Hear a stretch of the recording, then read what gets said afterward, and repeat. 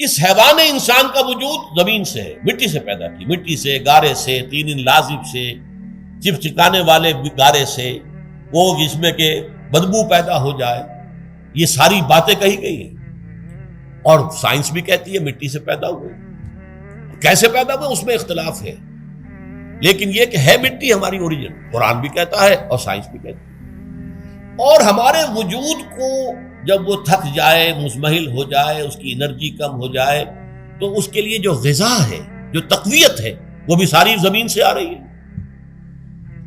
آپ نے پھل کھائے، آپ نے گندم کھائی، آپ نے چاول کہاں سے آ رہے؟ اچھا بکری کا گوشت کھایا تو بکری کا گوشت کس چیز سے بنا ہے؟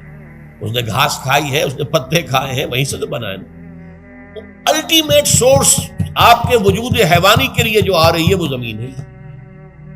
وجود روحانی کو بھی تقویت کی ضرورت ہے، وہ بھی مزمحل ہوتی ہے، کمزور ہو جاتی ہے، خاص طور پر جبکہ وجود حیوانی کا اس پر غلبہ ہو جائے، تب تو یوں سمجھیے کہ وہ بالکل بے ہوش ہو کر موت کے قریب پہنچ جاتی ہے۔ اس کی تقویت، اس کی غذا وہیں سے آئی ہے جہاں سے روح آئی ہے، وہ کلام ربانی ہے، روح ربانی۔ نفخت فیہ من روحی من روحی من روحی، میں پھونک دوں اس میں اپنی روح میں سے۔ روح کا تعلق ذات باری تعالیٰ کے ساتھ ہے۔ اسی طرح کلام ربانی کہاں سے آیا ہے؟ اللہ تعالیٰ کے پاس سے۔ یہ اس کی تقویت کا ذریعہ ہے۔ اب عام حالات میں کیا ہوتا ہے؟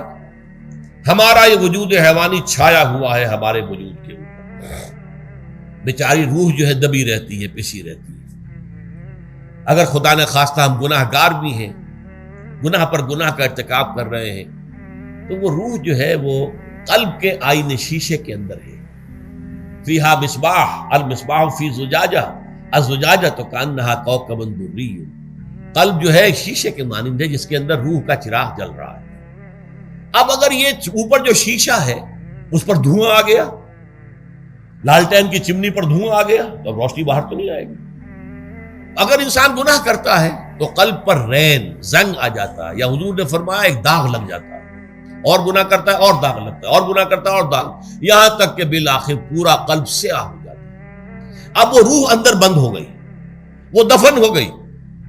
اس کے لیے اب ضروری ہے کہ اب ایک پروگرام ایسا دیا جائے جو ریورس ہو جائے۔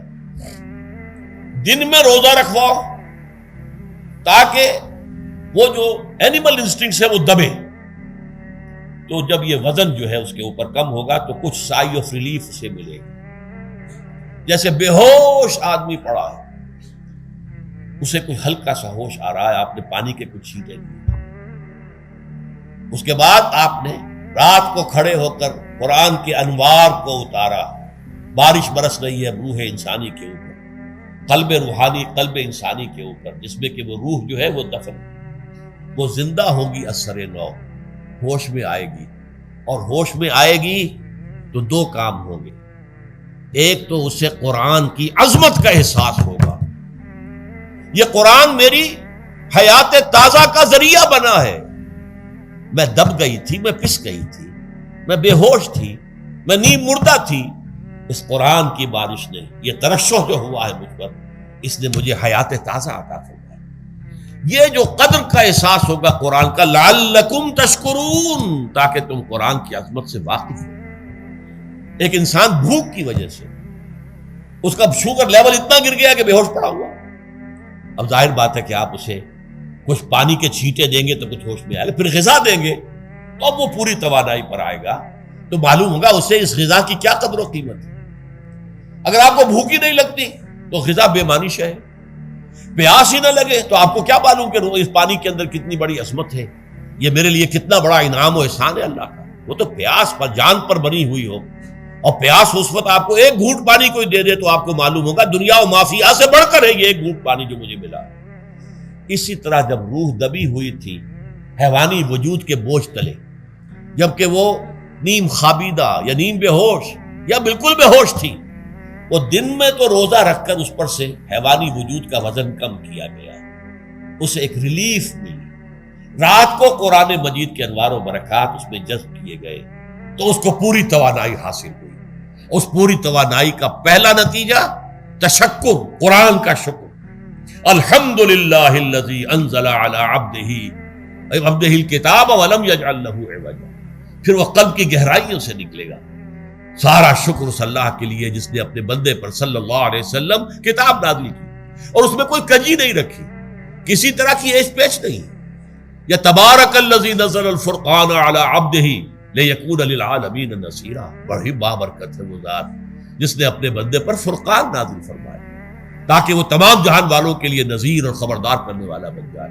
یہ قرآن کی عظمت کا احساس، اور ظاہر بات ہے جس قدر کسی نعمت کی قدر و قیمت کا احساس ہوگا اسی قدر تو آپ شکر ادا کریں گے۔ اگر آپ نے کسی بچے کے ہاتھ پر ہیرا رکھ دیا، اسے کیا پتا یہ ہیرا کس بلا کا نام ہوتا ہے، وہ سمجھے گا کانچ کا ٹکڑا ہے۔ لیکن اگر کوئی واقعتاً کوئی جوہر شناس ہو، جوہری ہو، اس کو آپ ہیرا دیں گے تو اسے معلوم ہے کہ مجھے کیا چیز دی گئی ہے۔ اس کے اندر جو شکر پیدا ہوگا وہ اس بچے کے اندر تو نہیں پیدا ہو سکتا جسے معلوم ہی نہیں۔ تو قرآن مجید کی اصل عظمت سے انسان واقف کب ہوگا؟ جبکہ اس کے ذریعے سے اس کی روح کو ایک حیات تازہ مل جائے اور اس طرح وہ پروگرام ریورس ہو جائے جو عام طور پر چل رہا تھا، ساری توجہ اپنے جسم پر، اس کے تقاضوں پر۔ جسم میں تھوڑی سی پھنسی نکل آئی ہے، بھاگ رہے دوڑ رہے ہیں اس کے علاج کے لیے۔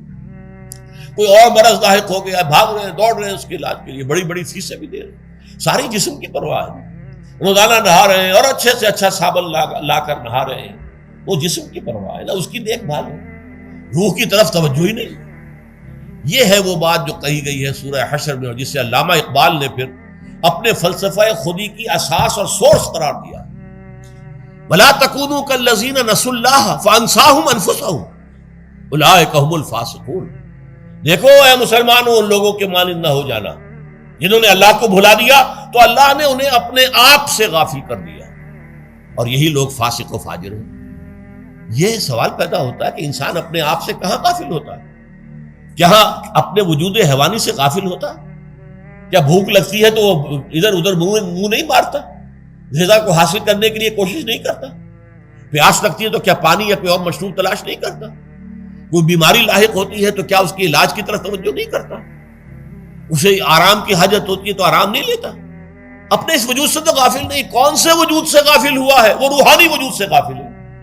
بھول گیا کہ میرے اندر روحانی وجود بھی ہے اور اس کا تعلق ذات باری تعالیٰ کے ساتھ۔ اس نے سمجھا کہ میں بس حیوان ہوں، نرا حیوان ہوں، اپنے اس وجود کی اصل حقیقت ہی سے بے خبر، غافل۔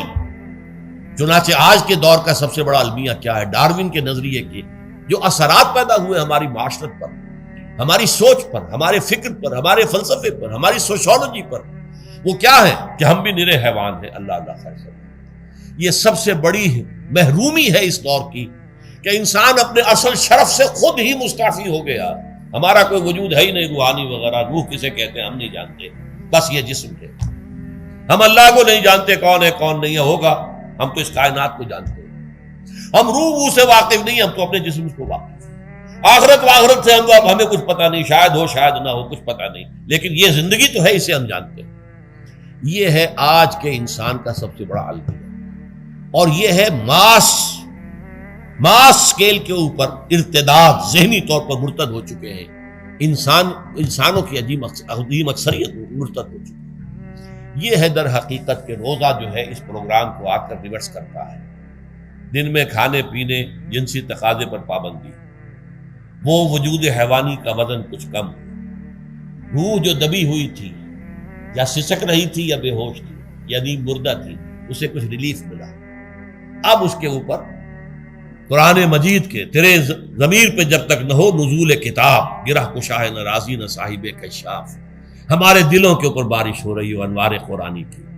وہ ظاہر بات ہے کہ بغیر سمجھے تو نہیں ہوگی بارش، وہ تو آپ کوئی سمجھ رہے ہوں گے تو بارش ہوگی، ورنہ تو یہ ہے کہ ٹھیک ہے میں پہلے بھی عرض کر چکا ہوں آپ کو ثواب تو ملے گا، لیکن یہ ہے کہ وہ اصل مقصد قرآن کی عظمت کا قلب کی گہرائیوں سے اعتراف جو ہے، اور اس پر اللہ کا شکر تو ادا ہوگا، لعلکم تشکرون، جبکہ قرآن مجید جو ہے آپ کے قلب کے اوپر نازل، اس کا مفہوم نازل۔